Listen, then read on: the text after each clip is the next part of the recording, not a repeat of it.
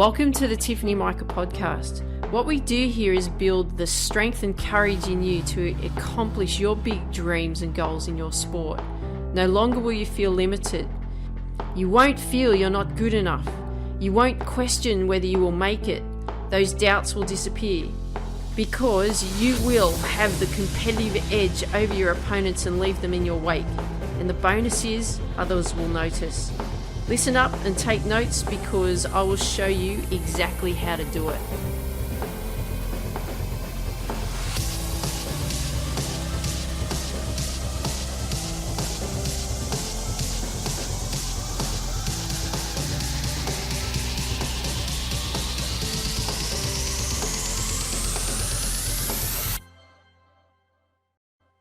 Hey, this is Tiff from the Tiffany Mika podcast and welcome to today's show.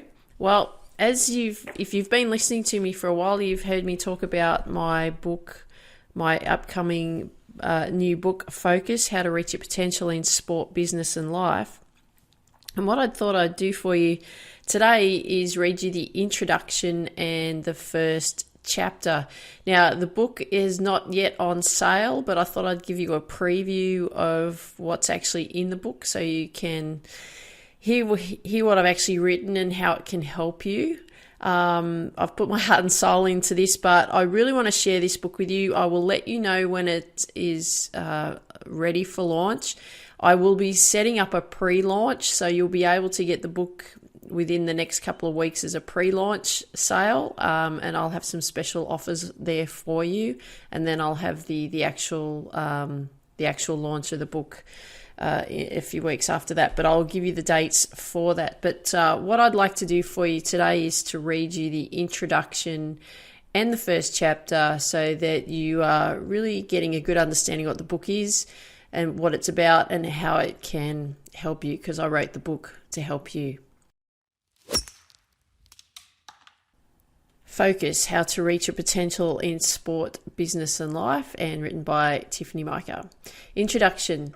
Before you begin reading this book and embark on this journey that we take together, I want to share with you quickly why I wrote this book. My dream of becoming a world-class tennis player began when I was 7 years old, when I discovered I was pretty good at it, and continued until I was playing on the European tennis circuit as a 19-year-old. I had plenty of support from my friends and family, but having lost a few matches in that tough environment and living far away from home, self-doubt crept in. Lacking confidence, money, and basically not having the psychological skills required to reach the next level, I soon found myself on a plane travelling back to Australia with my dreams a distant memory. I have since enjoyed an amazing career as a coach in tennis and golf. I'll explain about later, and have taught students from beginner to elite levels. As a coach, I have been able to pinpoint many of the pitfalls my clients face that I also fell into as a young tennis player. The challenges are consistent and easily identified, but if you cannot overcome them, you will end up not being able to break through to the next level. It gives me great satisfaction to give my clients, no matter what level they may be at, the tools and support they need to become better players, in many instances better people. Of course, I wish I had known all of this when I was a young tennis player on the verge of breaking through to the next level, but I have no regrets. My career has meant that I run a successful business and have travelled to some beautiful parts of the world as a coach. It's given me a comfortable lifestyle and I have met some pretty incredible people along the way.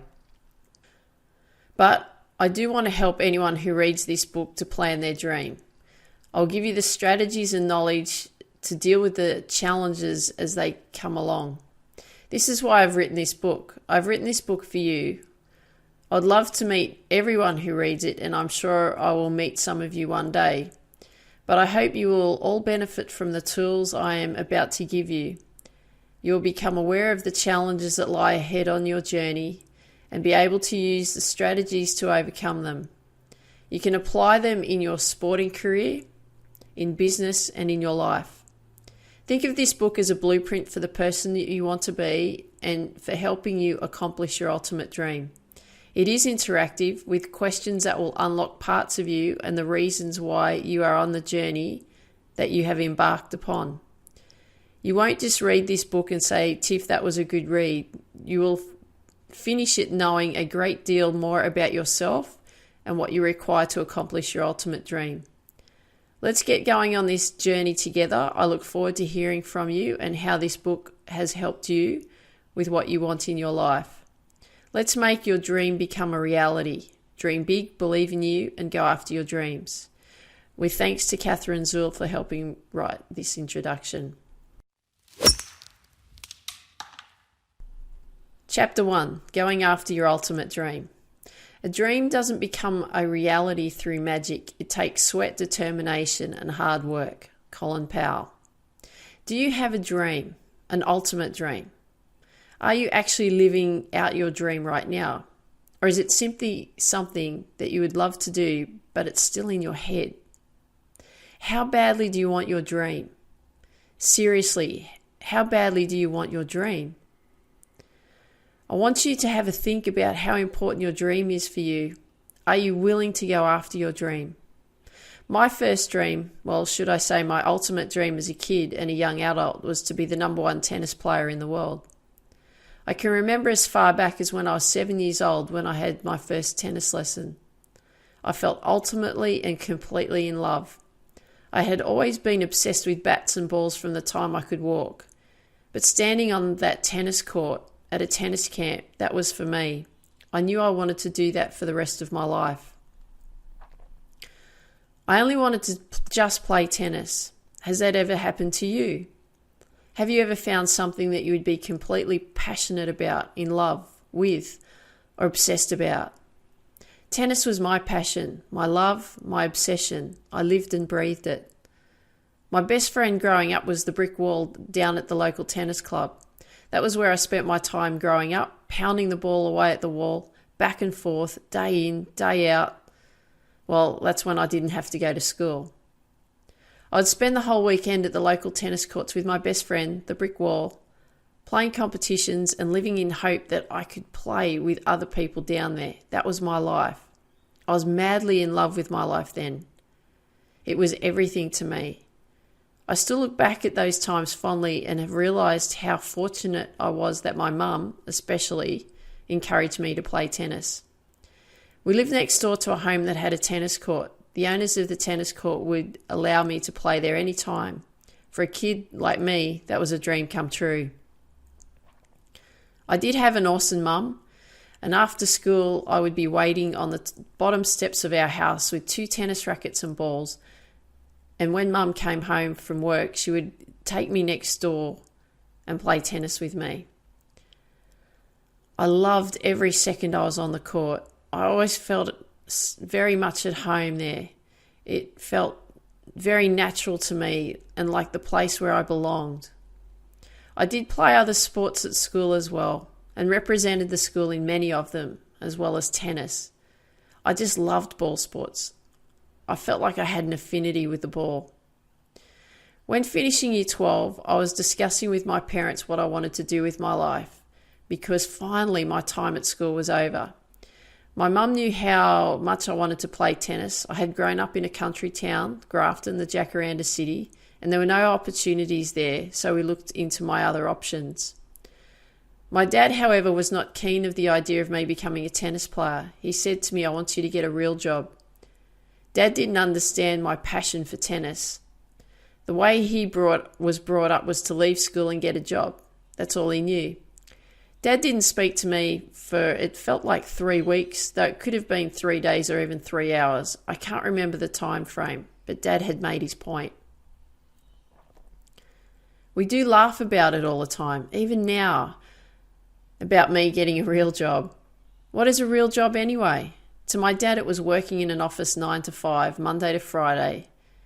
But I've never really had a real job. Well, not for long. I'll share that with you shortly, how that turned out.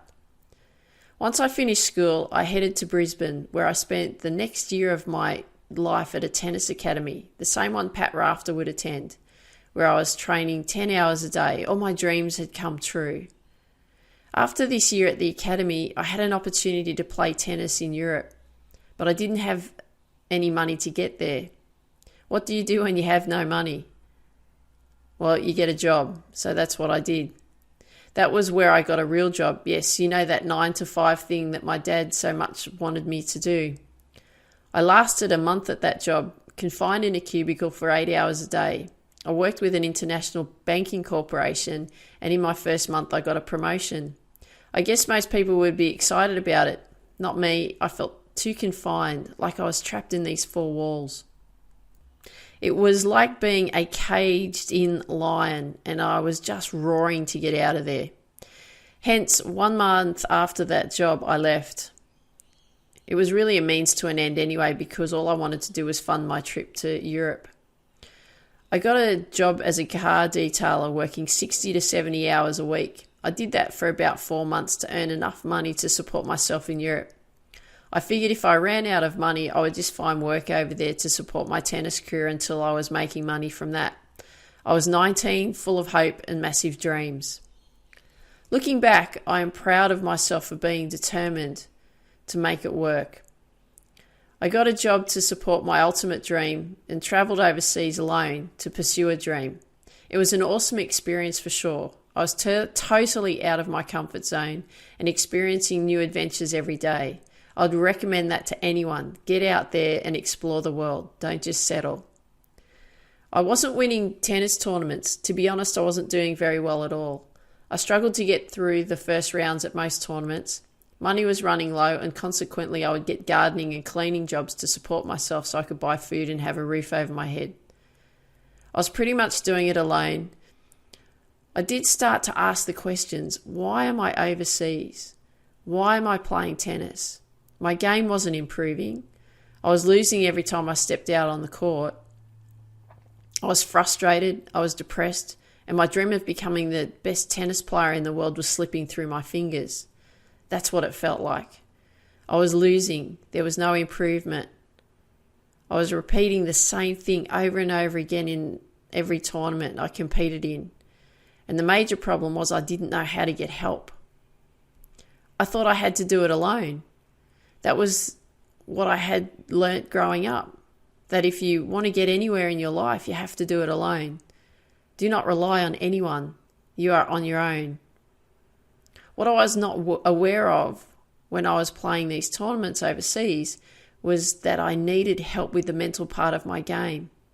That was why I was losing matches consistently. I had the physical ability and the talent, but I didn't know how to use my head, how to control my emotions in those pressure situations, or how to maintain focus and not let my mind wander. After 6 months of being in Europe, I rang my mum and said, I'm coming back home to university and get a real job. That was the biggest moment and decision I had made in my life at that time, and over the next 14 years, it shaped a person who, when I look back now, I see as a very sad girl. What I will tell you right now is that when I made that decision to come back home and go to university, I felt like a failure. I was absolutely devastated. It was like losing my partner in life. I was numb, empty, and dead inside. My dream that was everything was over. It was what I had pursued my whole childhood and teenage life. It was all I knew. I remember a time when I returned to Sydney from Europe and I was sitting on the train. I don't remember where I was going, but I remember feeling so sad and devastated that I had lost my one true love. I looked out the window of the train and saw a tennis court. I couldn't bear to look at it. It was so painful that I just turned away. My heart was completely broken. It felt as though I had a stake pushed deep into it, that it was broken into small pieces, never to be mended again. I didn't pick up a tennis racket for about 2 years after that. I couldn't bear it. At the time, I didn't understand what was happening, but I was going through a grieving process. I felt as if my life was over and I had to find a new life. How could I find a new life? The plan was to be a tennis player and nothing else. Absolutely nothing else. There was no plan B, only plan A. So what was I to do? I will share more of my story in the book, but for now, I have a very important question to ask you. are you pursuing your ultimate dream? If you said, yes, Tiff, I am going after my ultimate dream, then I say to you right now, go for it. But can you do me a favor? Don't stop reading. This book is for you too. Even though you are already working on your dream, the practical steps I share with you through what I have learned along the way, through sport, business and life, will definitely help sort out the questions that will come up for you. Plus give you practical steps to take in order to work through the obstacles and yes, the challenges you will face. There will be times when you will question whether you should be still pursuing your dream. It is not as easy as people make out. No one told me how hard it was going to be. I will say, don't you dare give up on you. Just keep going. I believe in you, but you have to believe in you. We will discuss your beliefs in another chapter, but right now let's keep talking about your dream. What if you said to me, Tiff, I'm not going after my dream. I was told I will never make it. I was told to give up. I was told I was just not good enough. Then, my friend, I say to you, what do you really want? Recently on a television program I was watching, this 19-year-old girl was on a train on her way to university. She was observing everyone on the train and she thought, they're all living their second choice. I'm not going to settle and live my second choice. I want to live my first choice. She's pursuing her singing career and not settling for anything else. So I'll ask you, do you want to live your first choice and go after your dream? Or do you want to live your second choice, third choice, fourth choice, and so on? I want you to shout out as loud as you can, I want to live my first choice. Now stand up and shout it out again, I want to live my first choice. And just do it one more time, I want to live my first choice. Okay, this is awesome. We have some work to do. If you are still figuring it out, keep reading because we can work it out together. Must you have a dream? Some people refer to having a dream as having a purpose. You may have heard of the leaders in personal development space talking about having a purpose. What's your purpose this and what's your purpose that? You know what? You must have a dream. You must have a purpose. You must have a reason to get out of bed in the morning because if you don't, what's the point? Can you just go along for the rest of your life going through the motions? Picture yourself 10 years from now. What do you see? Are you any different? You may not see anything yet, but I will tell you, if you don't have anything to work towards, you'll be lost, you'll be angry, you'll be frustrated. You may even blame everyone around you, your family, your friends, your teachers, and anyone else that comes to mind. Just even thinking about wasting the next 10 years of your life, it makes me feel so torn up inside. Life is precious. When we are young, we think, I have lots of time. But you know what? Time moves so fast. As I'm writing this book, I'm 47 years old, nearly 48. I still feel like I have the energy and excitement of an 8-year-old kid. But when I look in the mirror, I see the face and body of a woman who is getting close to 50. It's a bit of a shock. I can't remember what has happened to the last 30 years since I finished school. Where has the time gone? If you are the same age as me or older, I know you get it.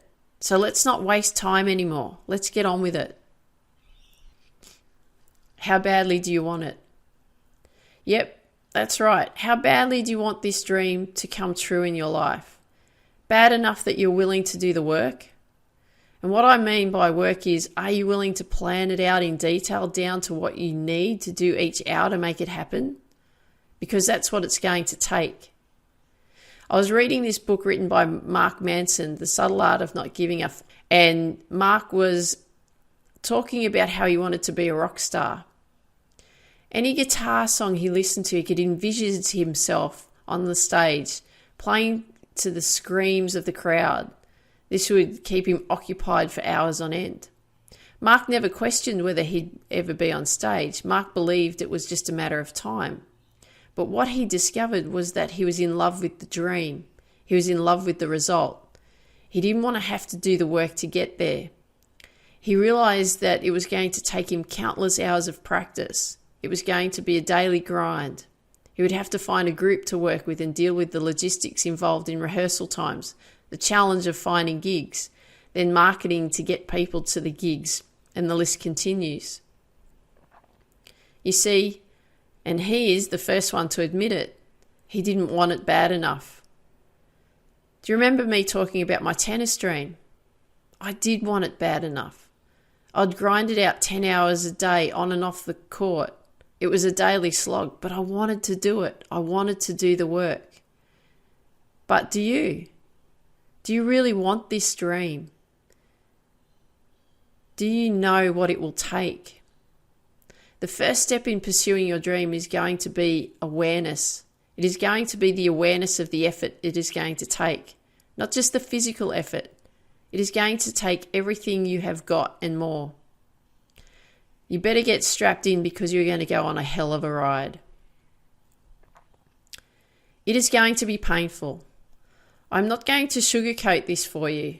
As much as I would like to say, oh, it's a journey and you have to enjoy the journey, blah, blah. The truth is, it's going to be damn painful. But you know what? It will be worth it. I'm constantly telling people that you have to go through the pain to get to the pleasure. That's what it feels like. It will be tough, but it'll be worth it when you get to the other side. When I was 34, I took up a new sport. It was golf. I was never interested in the sport at all until my lovely mum bought me a few golf lessons for Christmas. I thought, okay, this is going to be interesting. It should be pretty easy, this golf thing. Why wouldn't it be? I was an accomplished sports person. I had played just about any sport you can think of and represented my school for most of them. I taught tennis through my tennis coaching and sports skills business for kids. How hard could it be? The ball isn't even moving. Wrong. My first 30-minute golf lesson consisted of a lot of air swings, balls running along the ground left and right, not one that went straight, let alone in the air. All the shots were worm burners. But I had fallen in love. I had found a new sport. I absolutely love striking balls with a club. I love the feeling of hitting a ball. I love the sound it makes when you hit it sweet in the center. I love the feeling of hitting an absolutely pure shot. It is effortless and exhilarating at the same time. It's pure ecstasy. You don't need a drug to make you feel this way. It's a natural high. Even though in that first lesson I struggled to make a connection, and believe you me, I was incredibly frustrated being the sports person that I am, reality eventually set in. I was just like everyone else on a level playing field of beginner land. I wanted to prove to myself that I could do it. So there I was, fallen completely in love with the new sport. I could see a vision of me being actually able to play golf. Wow, I could even see myself on the golf tour, playing it out with the best in the world. But how was I going to get there? Remember how Mark Manson wanted to be a rock star, but he didn't want the hassle of having to do the work to get there because it was going to take a lot of time, a lot of effort. Hey, the reality is even if you don't do the work, you don't know if you're going to get there anyway until you do. Now we will talk about a plan and how to work out a plan when we get to the last chapter. But I'll tell you this now, golf was damn hard to learn. I did manage to get down to scratch handicap in 3 years, but I practiced 12 hours a day when I wasn't tennis coaching. And when I was working, I would get up early and be on the practice range at 5:30 in the morning before my first tennis lesson or sports skills class at 9 a.m. Any break that I had throughout the day, I'd be back on the golf course refining my technique, practicing until it got dark. Now this was just practicing. Prior to competitions or tournaments, I'd warm up for about 2 hours, play, then head back out for more practicing and refinement until it got dark. The coach I had in the early days did warn me that I had to pay my dues on the golf course. And what he meant was that I had to give myself time to learn not only the skills but actually how to play on a golf course. He said, you're going to come up against women who are going to be twice your age, 60 and 70 years of age, and they're going to beat you and you'll hate it. And I said, oh no, I'll be right. I won't hate it. You know, he was right. I hated being beaten by ladies who are older than me. It was so painful to be beaten by players who I thought were not as good as me technically. Even though it was still very early days of learning for me, I hated it. It was a painful process, being a beginner at something, not knowing anything and having to go through the same learning as everyone else. I hated that feeling. I was totally out of my comfort zone. But in order for me to become the golfer I wanted to become, I knew I had to do the work. I have taught many ladies golf over the past decade. They're all saying the same thing to me. I want to be consistent in my golf game. My answer is they are going to have to practice. And it's going to be a series of slow progressions, and it'll be frustrating to learn this game because it is not as simple as just picking up a golf club and off you go. It will be the same for your dream. You don't just say one day, I want to be this. Then the next day you wake up as the new you. You're going to have to do the work. I will prepare you for this right now in chapter 1. It is going to be hard and you are going to be tested. But do you want to live your first choice in life? Or do you want to live your 5th choice, not even your 2nd choice? I think you know the answer to that. So let's get to it. You have to want it so bad to take action. When I say that you have to want it so bad, you have to want it so bad that it hurts. If you don't take action on your dream, you will regret it for the rest of your life, and that will hurt too. You have to want it so bad to take action. When I say that you have to want it so bad, you have to want it so bad that it hurts. If you don't take action on your dream, you will regret it for the rest of your life, and that too will hurt. I can share plenty of regrets with you, and I have massive regrets. But I am sure I am not going to get to the end of my life lying on my deathbed and say, oh, I wish I had written that book I always wanted to write. You know why? Simply because I have done it. You are reading what has been sitting in my head waiting to come out for years. Do you know what the number one regret people have towards the end of their lives? It's that they lived someone else's dream and not their own. Now that is painful. But don't just say one day, I will have this, or one day I'll have that. The cold hard truth is that you won't have it unless you want it bad enough. If you want it, you will go after it and work your butt off to get it. A few years ago, I had a young woman, Georgie, approach me about becoming a professional golfer. She was 27 years old and had played as a junior, but had this nagging feeling that she hadn't gone after her dream. She was working at a job that she quite liked, the hours were long, there were numerous responsibilities that she had taken on, but it wasn't ideally what she wanted. We started working together on her ultimate dream with regular lessons and competition to get used to playing under pressure. We mapped out a regular practice and training regime, and we worked it together for about 6 months. Her handicap dropped dramatically. She was performing well, she was on target, but something happened. I can't be sure why, but she stopped pursuing her dream. I suspect her workload for this dream was tough, and she was holding down a full-time job, and perhaps the pressure of the job won. I don't know, but what I can tell you was there was a lot going on in her life. A full-time job, a relationship, plus there was no guarantee that she was going to make it. Quite possibly she didn't have the confidence in herself to believe that she could get there. She may have just settled for where she was in her job. It may have given her the security that she wanted, whereas there was no security, no certainty that she was going to make it as a professional athlete and achieve her ultimate dream. But you don't know if you're going to get there until you get there. Don't live with regret. It will eat you up inside.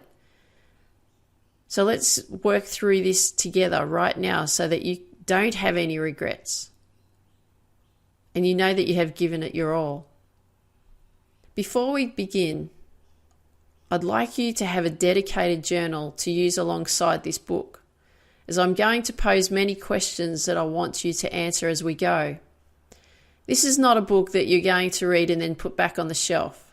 It is going to be the book that will give you the action steps that you will need to take to go after that ultimate dream we have been talking about. We have to get it out of your head and onto paper. You need to see it. You need to write it. You need to feel the emotions through your body as you write it. Let's begin. Questions about your dream. Number 1, what is your ultimate dream? Write in detail your ultimate vision. Who are you? What are you doing? Where are you? Get it down in detail and get it out of your head. Question 2, why do you want this ultimate dream? Answer in detail why you want this ultimate dream and how important it is for you. Question 3, who is it that you are pursuing this ultimate dream for? Are you working towards this dream for yourself or someone else? Question 4, if for yourself, why for you? If for someone else, why for them? Question 5, if for you, explain in detail why you want to do it for you. If for someone else, explain in detail why you want to do it for someone else. Okay, great. We have established your ultimate dream, why you want it, and who you are doing it for, whether it be you or for someone else. Now let's get a little deeper. Let's tap into why you want to do this so badly. You want to get to the core of what is it that will drive you. Unless we understand what will drive you and your reasoning behind it, it won't be enough just wanting the dream to come true. And you won't work on achieving it. The 7-level whys. What are the 7-level whys? The 7-level whys are very powerful as they help you identify how you think and feel at your core about what you are about to embark on. I discovered this questioning through a book I read called Millionaire Success Habits by Dean Graziosi. When I did this questioning of myself, it really uncovered that at my core, I felt like I wasn't good enough. And that this feeling stemmed back to when I was playing a tennis tournament when I was about 10 years old. I remember it clearly. I said to myself, what if I give it my all? I try as hard as I can and I still lose. It will prove that I am not good enough. I carried that feeling deep in my core from that moment. I wasn't aware of what I was instilling at the time. How are you supposed to know that when you're a kid? But from that moment, it did affect every decision I made at a subconscious level. When I did lose tennis matches, I could justify by saying that I didn't try. That's why I lost. But really, what was happening deep within was that I was terrified of losing. If I lost, that meant I was a failure. If I was a failure, then I wasn't good enough. And little did I know at the time I was planting a seed that would hold me back from everything I wanted in my life.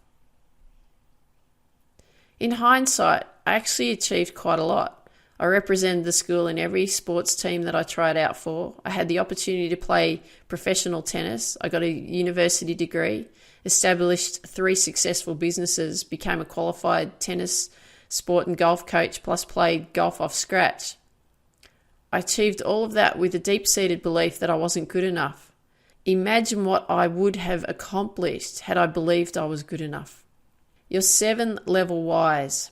It's time to get out that journal to work through this exercise. Number 1, ask yourself, why do I want to achieve this ultimate dream?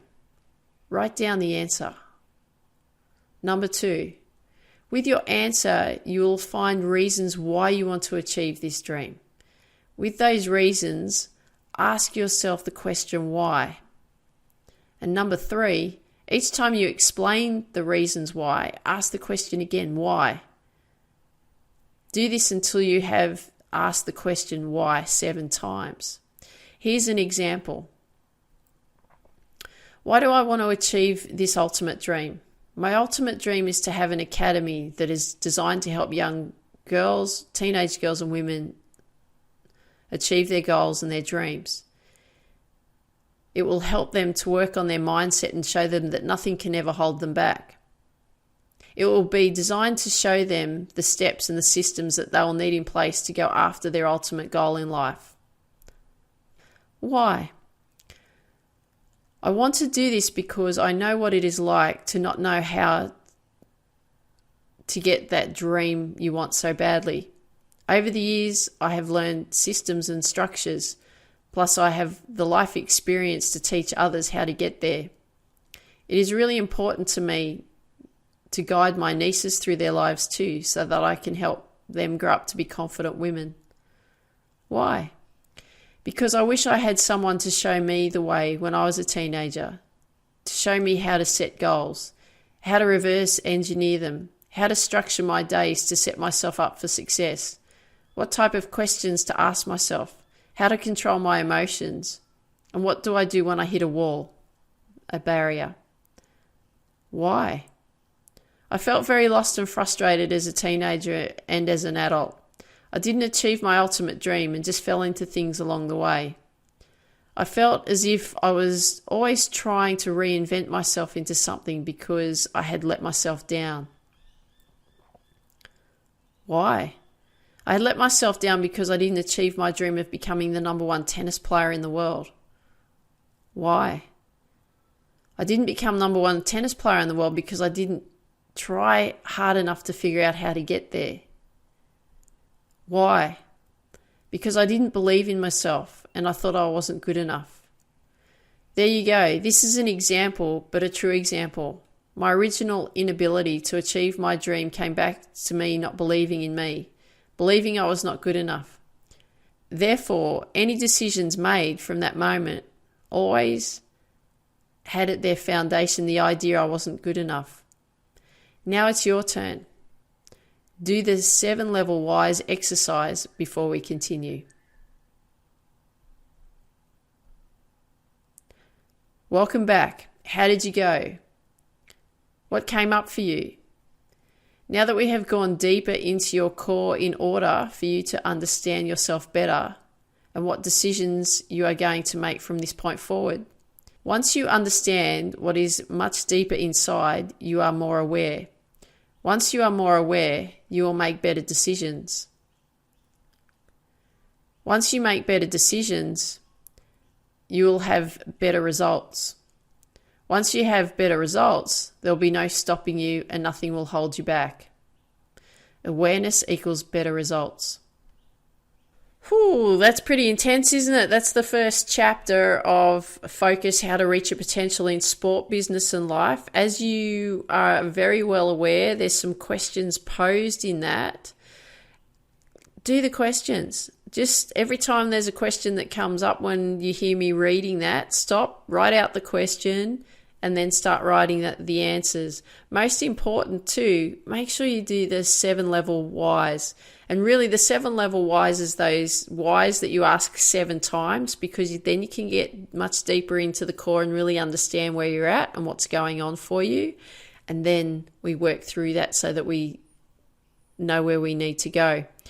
So I hope you really enjoyed that, the reading of the first chapter, introduction, and the first chapter of Focus, How to Reach Your Potential in Sport, Business and Life. As I've mentioned before, there will be a pre-launch coming out very soon, so you can order the book before the official launch, and I'll give you some special bonuses of how you can do that. So make sure you keep your ear out for that. That'll be coming up within the next week. I'll guarantee that for you. But get out there and do those exercises. So there's some work to do, isn't there? This is talking about going after your ultimate dream. This is just the first chapter. There's 11 chapters in the book. Everything's strategically set out for a reason. The questions that I pose to you are set out for a reason as well. And I want you to start thinking about creating that awareness. What's going on for you? What's holding you back? What's your dream? And how that we can then work through it together so that you're out there achieving your goals in your sport, your business, your life, everything that you want. So if you really enjoyed this episode, I'd really appreciate if you could share with me what you like best about what you heard. And I want you to dream big, believe in you, and go after your dreams. Have an absolutely awesome day. Take care. Talk soon. Bye for now. Thanks for listening to today's episode. If you haven't yet downloaded the #1 deadly mistake athletes make, make sure you go to tiffany-mika.com and download the #1 deadly mistake athletes make. Share with me what you like best about what you heard in the comments section wherever you hear this episode. Share with your friends that you know that would benefit from these episodes, and please leave a 5-star review wherever you hear these episodes. I would really appreciate it. Dream big, believe in you, go after your dreams. Have an absolutely awesome day.